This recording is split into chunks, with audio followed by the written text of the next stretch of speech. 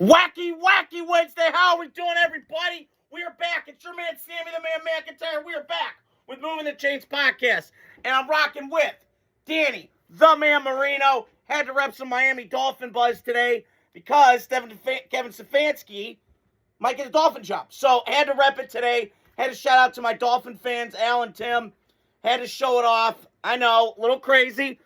I'm a Raiders fan, but I got to represent the legends. So, one of my favorite quarterbacks beyond Brett Favre. I wish I would have seen him play live, but I was not conceived yet and not out of the womb. So, we're going to talk about Raiders today. I also want to touch on Dante Moore, the Oregon quarterback who I mentioned, who just played the playoff game and got waxed by Indiana second time. Not entirely his fault. He comes back to school for another year.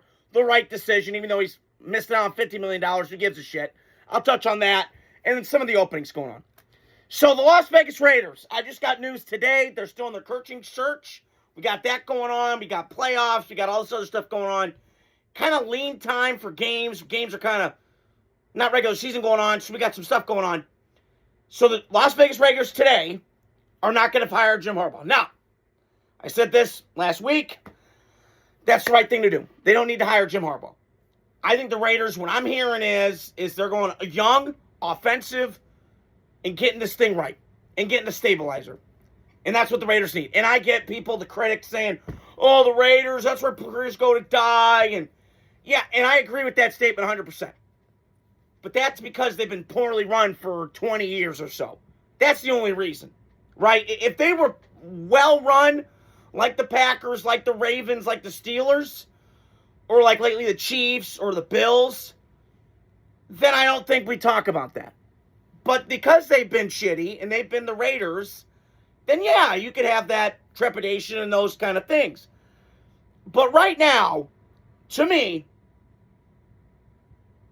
I can't wait for the draft because there was something in the air tonight, Fernando. I can't, God, I just, can the draft already happen already? Jesus Christ, I'm so ready.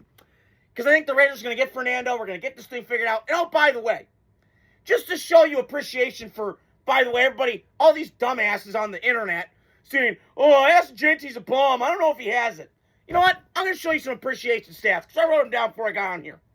He was behind one of the worst offensive lines in football, bottom 3 in run blocking, 64 sacks allowed, Chicago Bears with Caleb Williams in his rookie year, constant injuries, 6 different starting combinations, no elite quarterback play to open things up.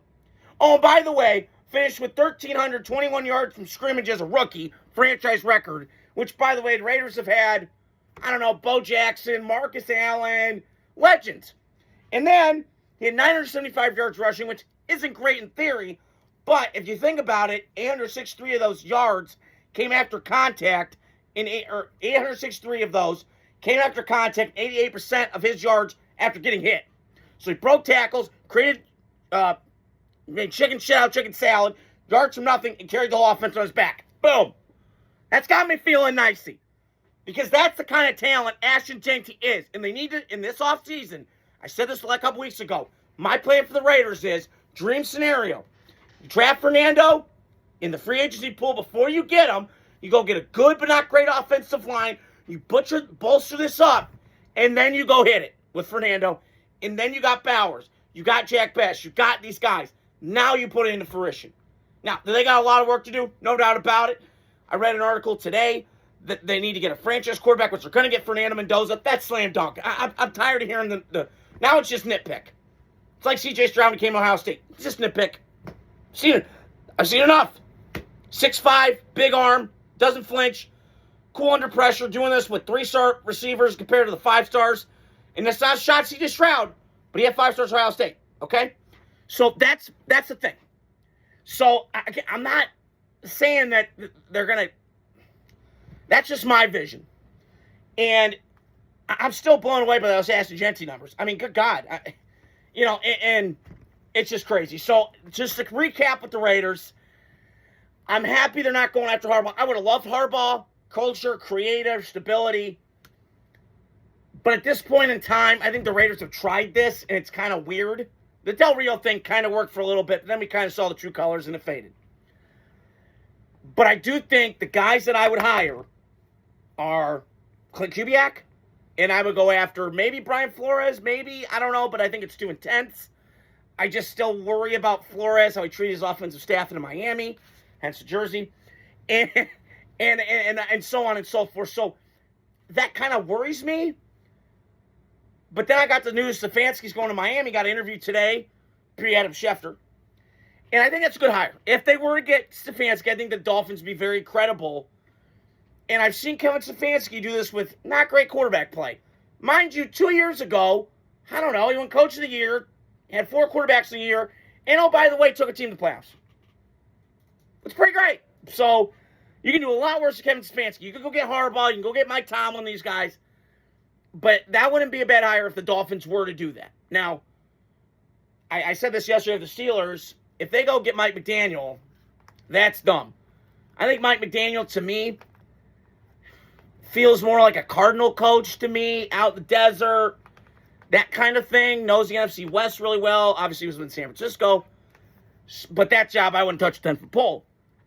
But there's just a lot of intrigue going on with these coaching positions and this, that, and the other. It's fascinating. But the Raiders trying to get Clint Kubiak or Mike LaFleur works perfect. And I know everybody's going to say, well, Sammy, the Jets. The Jets are fucking trash. They're quicksand, okay? Anytime you step in it, you sink bottom down. It's fine. I'm not judging it, okay? Maybe Saul gets another crack at it. Who knows? But that's what's going on in the NFL right now. And yeah. And then I also want to touch on, so Dante Moore, Oregon quarterback who I touched on last week. I just got the news today. Breaking news I hopped on here that he is staying in school. Perfect decision because, and I went back and forth with some people on Facebook, Raider group that I'm following, and they're kind of like, well, he's been in school a long time. He's not ready. No, he needs starts. He's not ready. He needs to put 20 more pounds of muscle, can't talk today, on him. He needs to kind of, get better pocket awareness. Kind of holds on the ball too long. It's just easy stuff. It's not a lot. It's not huge daunting issues. Mechanics aren't a wreck and all that stuff. It's just correctable stuff. That's all. It's just not a criticism of him. And listen, he's making the right choice, not going to the Jets, which we've seen that franchise implode. It's bad. So I don't think Dante Moore's making the bad decision. I know his dad kind of hopped in the chat. Whatevs. Drives me nuts with that. Odell Beckham's dad did this with Baker Mayfield back in the day. I just stay out of it. Stay out of the crap. I'm just so tired of it. But I don't know. That's just my 2 cents on it. And I don't know. I wouldn't do it. If I'm Dante Moore, I'm staying in school. I'm staying in school. Like, what else more do you want? Do you want that? Like, do you want to go to the Jets, get fucking trashed? They have nothing around them. I mean, I think next year if he came out, he's going to be probably in that mix. Now, I would say this with Arch Manning. Arch Manning, if he come out this year, runaway number 1. Runaway.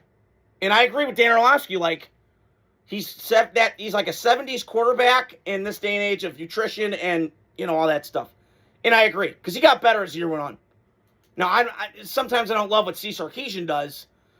Again, come a long way since the Demons at USC, him being drunk at the team meeting, and so on and so forth. I got all that. But it's going to be fascinating to see what happens. And with these openings, I mean, I bit my tongue just now.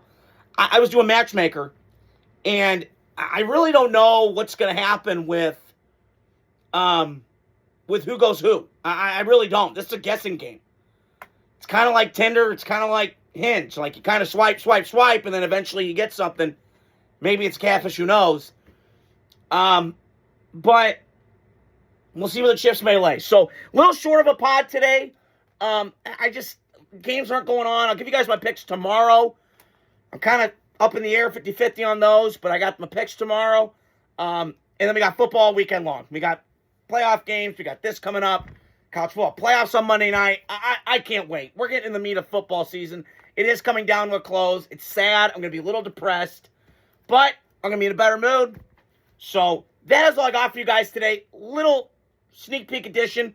Just had to get on here, but hope you guys are doing well. Wacky, wacky Wednesday. Hope you guys are doing well. Adios. Sammy Mac loves you. Godspeed.